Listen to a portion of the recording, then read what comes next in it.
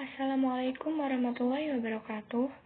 Kali ini saya akan memaparkan materi mengenai analisis dasar hukum Sistem Pendidikan Nasional Undang-Undang Nomor 20 Tahun 2003. Pengertian Sistem Pendidikan Nasional.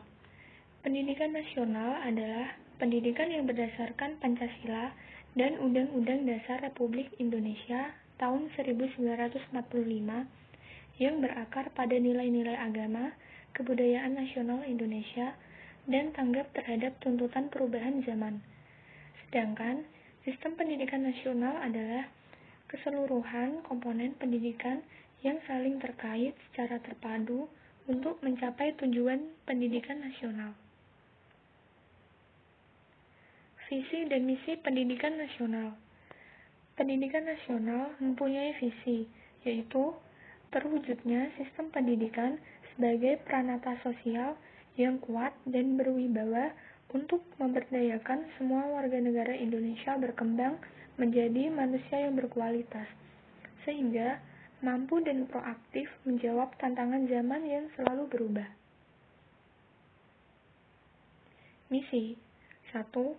Mengupayakan perluasan dan pemerataan kesempatan memperoleh pendidikan yang bermutu bagi seluruh rakyat Indonesia. 2. Membantu dan memfasilitasi pengembangan potensi anak bangsa secara utuh sejak usia dini sampai akhir hayat dalam rangka mewujudkan masyarakat belajar. 3. Meningkatkan kesiapan masukan dan kualitas proses pendidikan untuk mengoptimalkan pembentukan kepribadian yang bermoral. 4. Meningkatkan keprofesionalan dan akuntabilitas lembaga pendidikan sebagai pusat pembudayaan ilmu pengetahuan, keterampilan, pengalaman, sikap, dan nilai berdasarkan standar nasional dan global. 5. Memberdayakan peran serta masyarakat dalam penyelenggaraan pendidikan berdasarkan prinsip otonomi dalam konteks Negara Kesatuan Republik Indonesia. Jalur, jenjang, dan jenis pendidikan. Menurut Undang-Undang Nomor 20 Tahun 2003, Bab 6, Bagian ke-1 Umum. Pasal 13. 1.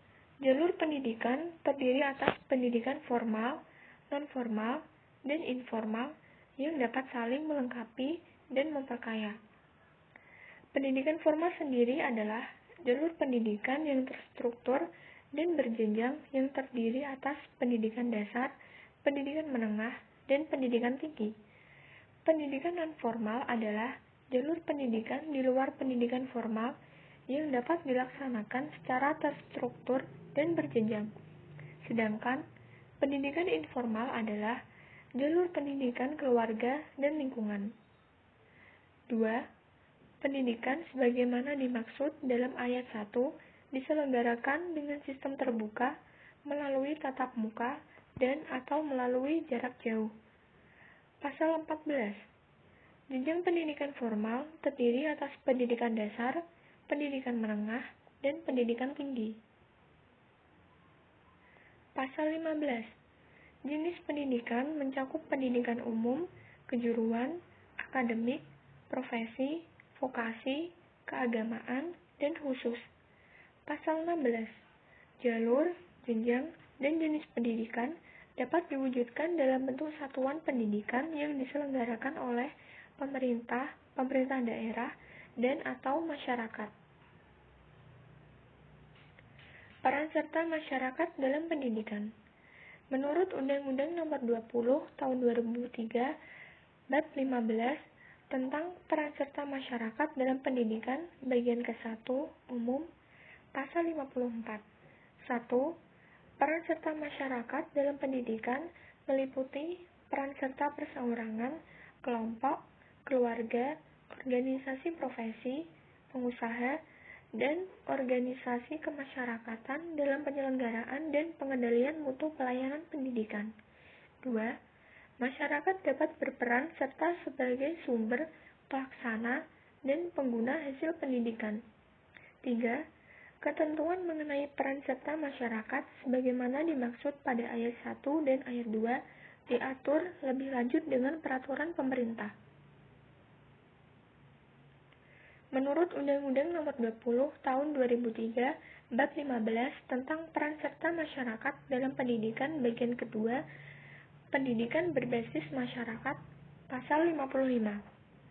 1. Masyarakat berhak menyelenggarakan pendidikan berbasis masyarakat pada pendidikan formal dan non-formal sesuai dengan kekhasan agama, lingkungan sosial, dan budaya untuk kepentingan masyarakat. 2.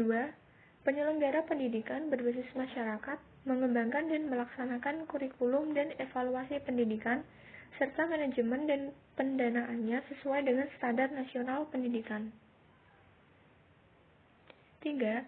Dana penyelenggaraan pendidikan berbasis masyarakat dapat bersumber dari penyelenggara, masyarakat, pemerintah, pemerintah daerah, dan atau sumber lain yang tidak bertentangan dengan peraturan perundang-undangan yang berlaku. 4. Lembaga pendidikan berbasis masyarakat dapat memperoleh bantuan teknis, subsidi dana, dan sumber daya lain secara adil dan merata dari pemerintah dan atau pemerintah daerah. 5. Ketentuan mengenai peran serta masyarakat sebagaimana dimaksud pada ayat 1, ayat 2, ayat 3, serta ayat 4 diatur lebih lanjut dengan peraturan pemerintah.